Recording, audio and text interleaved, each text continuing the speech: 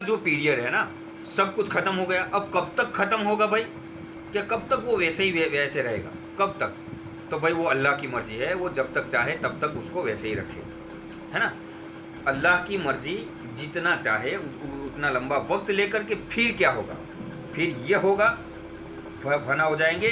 तो फिर खुदाए ताला जब चाहेगा हजरत इसराफील अलैहिस्सलातु वस्सलाम को जिंदा फरमाएगा।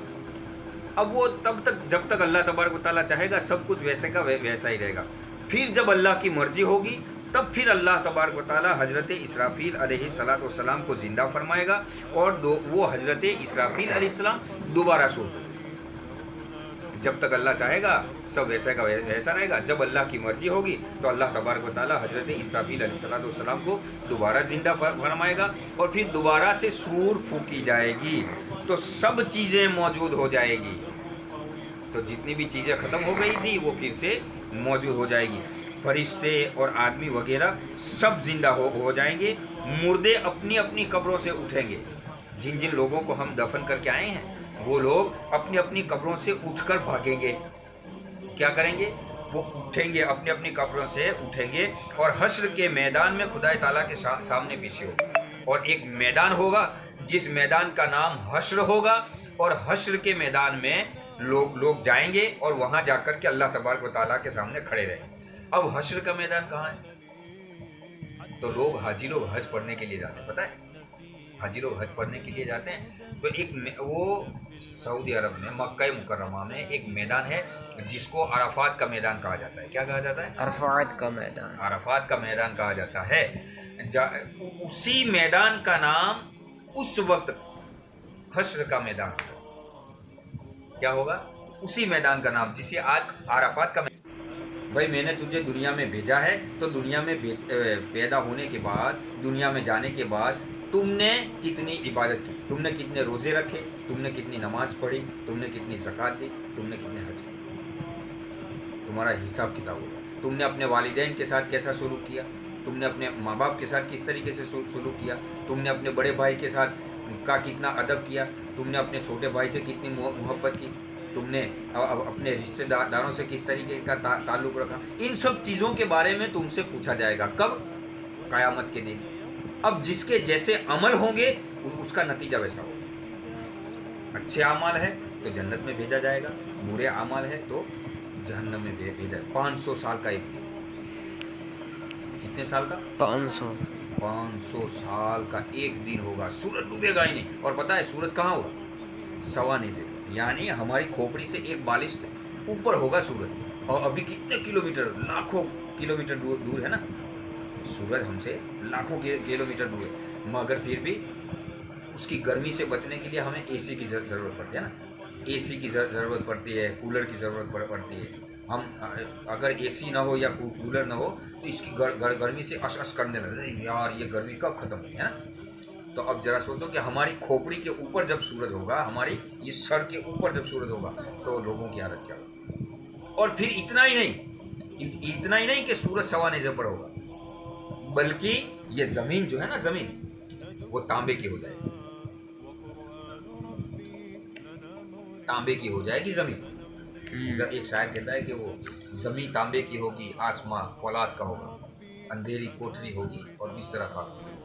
वो ज़मीन जो है ना वो तांबे की हो जाएगी। अब बताओ कि धातु की ज़मीन हो ना, धातु की, अभी ये ज़मीन क्या अगर सूरज की गर्मी 40 या 42, जिसे आज अराफात का मैदान कहा जाता है, उसी मैदान को उस वक्त क्या कहा जाएगा? हश्र का मैदान। और वहाँ पर पूरी दुनिया, जब से दुनिया बनी है तब से लेकर के क़यामत आने तक जितने भी लोग पैदा हुए हैं, जितने भी लोग इस दुनिया से गए हैं, उन तमाम लोगों को अल्लाह तबारक व तआला के सामने खड़ा किया जाएगा। खड़े रहेंगे, उसके सामने पेशी होगी, है ना। अब भाई क्यों खड़ा किया जाएगा फिर अल्लाह तबारक व तआला के सामने, उनकी पेशी क्यों होगी? तो उसका जवाब ये है कि खड़ा किया जाएगा और हर शख्स को अच्छे और बुरे कामों का बदला दिया जाएगा। पेशी क्यों होगी?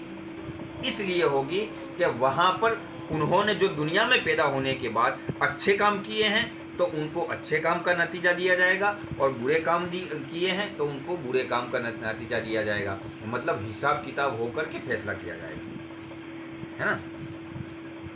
اور اچھوں کو جنت ملے گی اور بروں کو جہنم میں بھیج دیا جائے گا. جو اچھے ہوں گے ان کو جنت میں بھیج دیا جائے گا اور جن لوگوں نے برا کام کیا ہے ان کو جہنم میں ڈال دیا جائے گا. حساب، جنت دوزخ حق ہے اور اس کا انکار کرنے والا کافر.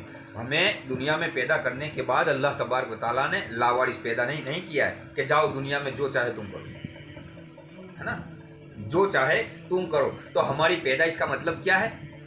ہماری پیدائش کا مطلب یہ ہے، قرآن شریف میں اللہ تبارک و تعالیٰ فرماتا ہے وَمَا خَلَقْتُ الْجِنَّ وَالْإِنسَ إِلَّا لِيَعْبُدُونَ. ہم نے جناتوں اور انسانوں کو نہیں پیدا کیا مگر اپنی عبادت کی. ہماری پیدائش کا مقصد کیا ہے؟ اللہ تبارک و تعالیٰ کی عبادت کرنا، ہے نا. تم سے یہ نہیں پوچھا جائے گا کہ تم نے کتنے بیگھے زمین میں کھیتی لگائی، ہے نا. تم سے یہ نہیں پوچھا جائے گا کہ تم نے کتنی دودھی، کھیرا، کریلا وہ سب پیدا کیا، یہ نہیں پوچھا جائے گا. تم سے قیامت کے دن پوچھا جائے گا. تو اللہ تبارک و تعالیٰ یہ وہاں پر پہنچ کر کے سب لوگوں کی پیشی ہوگی کس کے سامنے؟ اللہ تبارک و تعالیٰ کے سامنے. وہاں لوگوں کا حساب ہوگا، اچھے اور برے اعمال کا حساب ہوگا. جنہوں نے اچھے اعمال کیے ہیں وہ جنت میں جائیں گے اور جنہوں نے برے اعمال کیے ہیں انہیں جہنم میں بھیج دیا جائے گا. واقعی دعوانا الحمدللہ.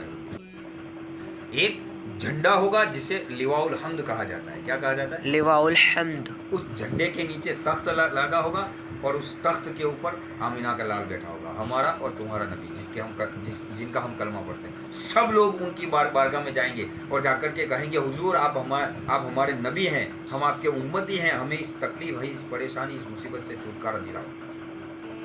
تو اللہ کے پیارے حبیب صلی اللہ تعالیٰ علیہ وسلم اپنے دونوں ہاتھ پھیلائیں گے اور کہیں گے ہاں ہمیں اسی کام کے لیے.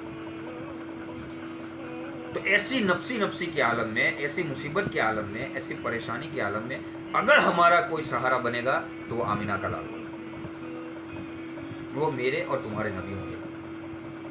تو پھر ہمارا فرض کیا بنتا ہے کہ جو نبی پیدا ہوا نا، ہمارے نبی جب پیدا ہوئے تب ہم کو نہیں بھولا.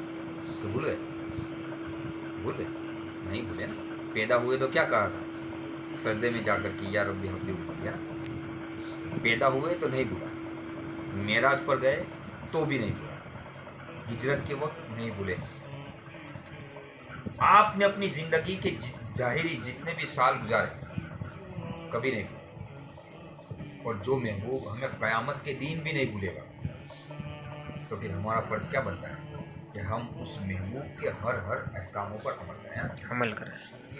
بنتا ہے کہ نہیں؟ یہ ہمارا فرض بنتا ہے کہ ہم اس کی بتائی ہوئی ہر بات کو مانیں، ہر حکم کو مانیں، جو انہوں نے کہا ہے اس پر ہم چلنے کی کوشش کریں، ہے نا. ہے کہ نہیں بھائی؟ ہاں.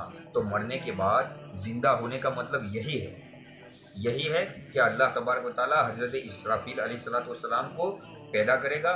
وہ سور پھونکیں گے، سب لوگ اپنی اپنی قبروں سے اٹھ کر کے کون سے میدان کی طرف بھاگیں گے؟ میدان حشر کی طرف. میدان حشر.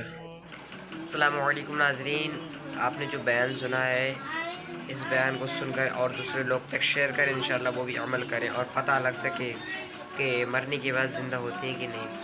آئیے ویڈیو کو اب یہیں اینڈ کرتے ہیں، ملتے ہیں آپ کو نئی ایک ویڈیو کے ساتھ. تب تک السلام علیکم ورحمۃ اللہ وبرکاتہ.